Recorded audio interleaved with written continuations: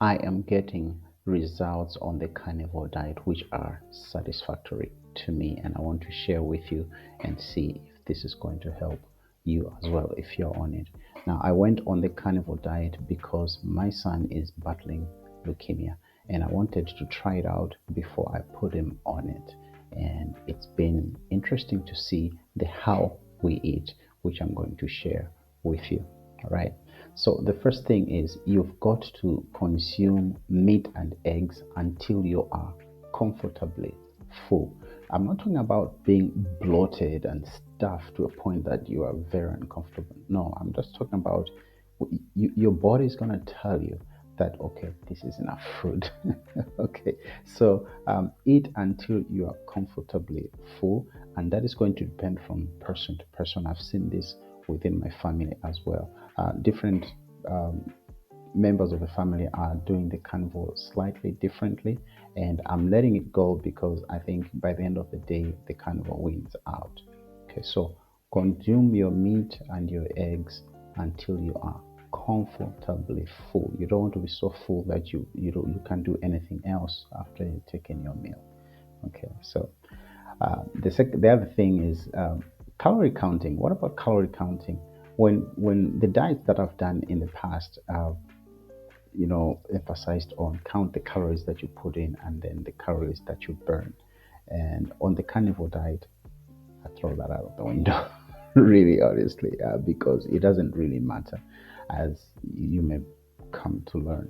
I have found that it is best to just eat the food that satisfies you. Eat until you're comfortably full, and that's it. Let's take, for example, yesterday I had eggs for breakfast, two eggs for breakfast, and some mincemeat or ground beef, as it is called. And I I really haven't eaten anything. I had some water, I had a banana, and that's it. I went to bed and then woke up today, and I still feel satiated. So it's not an issue of counting calories when you're on this diet, which is also called lifestyle. It is really an issue of just eat what is comfortable with you. When you look at the carnivores out there, they eat when they're hungry and they eat until when they're comfortably full. So that's it. So the issue of portion control depends from person to person. But with time, your body begins to detect dictate how much you eat and how much you don't eat. Like these days, I really don't have to eat that much. At the beginning, I did eat a lot of meat and eggs, but now it's like a little goes a long way. So that's that about portion control. Eat only when you are truly hungry, and this changes from person to person. You wait until you get those hunger pangs. These days, I really do not eat because this is the time that we eat. Most of the time, I'll have breakfast where I'll have my one meal at breakfast, and that's it. Lunch will come by, and I'm just there. If I do feel hungry, which is around maybe 3 or 4 in the afternoon, I may snack on something, some meat or some egg or something like that, but it's got to be meat. And so you've got to find out the point where this happens for you, and that's when you eat, right? I have seen other people who are on the carnivore diet who will go for days without eating because they just don't feel like it. Some people combine the carnivore diet with intermittent fasting, right, for health reasons, but I haven't done that. But I've just realized that I go for longer periods without eating food because I feel full and my energy levels are also high. So you've got to determine that place, and I've had to come to that place to say, okay, I think this is how much I can eat. This other one has been a hard one for me, and that is I trying to not snack in between meals. That's a tough one for me, but I'm still working on it. Remember, when you fall off the wagon, you don't stay down, you get up and chase that wagon and get back on and see what your lessons are going forward.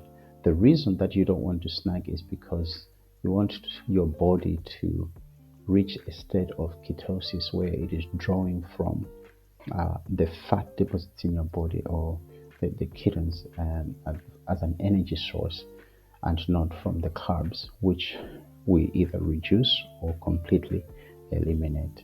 So snacking in between meals has been so much of a mindset battle for me, because I'm not used to get a drink there or get a snack there during the day. But these days, I find myself snacking less and less. And then also commit to your first 90 days on the carnivore diet. And that is very important, because you want to give your body enough time to be able to adjust to this new way of eating.